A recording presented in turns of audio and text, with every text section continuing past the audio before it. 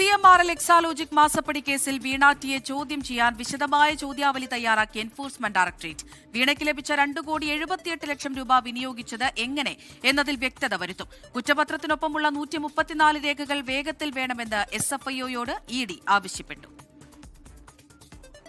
വെള്ളിയാഴ്ച 10:30 കൊച്ചിയിലെ ED ആസ്ഥാനത്ത് ചോദ്യം ചെയ്യലിന് ഹാജരാകാനാണ് പ്രതിപക്ഷ നേതാവ് പിണറായി വിജയന്റെ മകൾ വീണ ടി ഉൾപ്പെടെ 9 പേർക്ക് ED സമൻസ് അയച്ചിരിക്കുന്നത്. CMRൽ നിന്ന് വീണയ്ക്ക് ലഭിച്ച പണം ഉപയോഗിച്ച് സ്വത്തുക്കൾ സമ്പാദിച്ചിട്ടുണ്ടെങ്കിൽ അത് കണ്ടുകെട്ടാനാണ് ED നീക്കം. ശശിധരൻ കർത്തയുടെ മറ്റൊരു കമ്പനിയിൽ നിന്ന് ലക്ഷങ്ങൾ വായ്പ ലഭിച്ച സാഹചര്യവും അതിന്റെ തിരിച്ചടവും വീണയ്ക്ക് വിശദീകരിക്കേണ്ടി വരും. ഇല്ലാത്ത സേവനത്തിന് എക്സാലോജിക് കൈപ്പറ്റിയത് മറ്റു കരാർ സ്ഥാപനത്തെ അപേക്ഷിച്ച് വൻ തുകയാണെന്ന SFIO കണ്ടെത്തലും കുരുക്കാണ്. എക്സാലോജിക്കുമായുള്ള കരാറിനു ശേഷം അറ്റ്ന ടെക്നോളജി എന്ന സ്ഥാപനവുമായി CMRൽ ഉണ്ടാക്കിയ കരാറാണ് ഇതിൽ നിർണായകം. CMRൽ ഉദ്യോഗസ്ഥർ മുൻപ് നൽകിയ മൊഴികൾ അടിസ്ഥാനമാക്കിയും രേഖകൾ വെച്ചുമാണ് ചോദ്യം ചെയ്യൽ നടക്കുക. വീണ വെള്ളിയാഴ്ച ഹാജരാകുമോ എന്നുള്ളതാണ് അറിയേണ്ടത്. 24 കൊച്ചി.